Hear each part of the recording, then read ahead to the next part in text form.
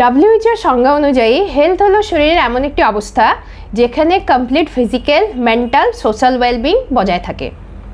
হেলথের ডেফিনেশনের এই অংশটার সাথেই আয়ুর্বেদ ওতপ্রোতভাবে জড়িত, কারণ আয়ুর্বেদে বর্ণিত নানা হার্বো মিনারেল ফর্মুলেশন শরীরকে সুস্থ রাখতে এবং এতে আয়ুর্বেদে বর্ণিত ব্যায়াম ও তার নিয়মাবলী ফিজিক্যাল হেলথকে ভালো রাখতে সাহায্য করে।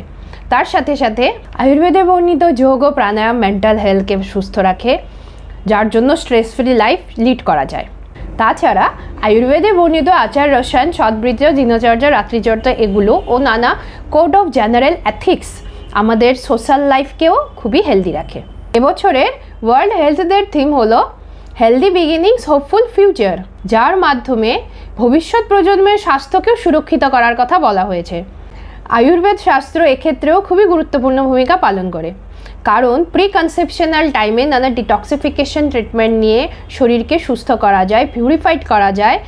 প্রেগনেন্সির টাইমে গর্ভসংস্কার পালন করে আফটার ডেলিভারি মা ও বাচ্চা কিভাবে পুরোপুরি সুস্থভাবে জীবন কাটাতে পারে সেগুলো বিশদভাবে আয়ুর্বেদ শাস্ত্রে বর্ণিত আছে। এ ব্যাপারে বিশদে জানতে আমার ফেসবুক পেজ বা ইউটিউব চ্যানেলটি দেখে নিতে পারেন, ওখানে এই ব্যাপারে ডিটেলসে ভিডিও দেওয়া আছে। সবশেষে এটাই বলবো, নিজেকে ভালোবাসতে শিখুন, নিজের স্বাস্থ্যের দায়িত্ব নিজে নিন, সুস্থ থাকুন। আর যদি কখনো কোনো অসুস্থতা আসে আমার ক্লিনিকে আসতে পারেন।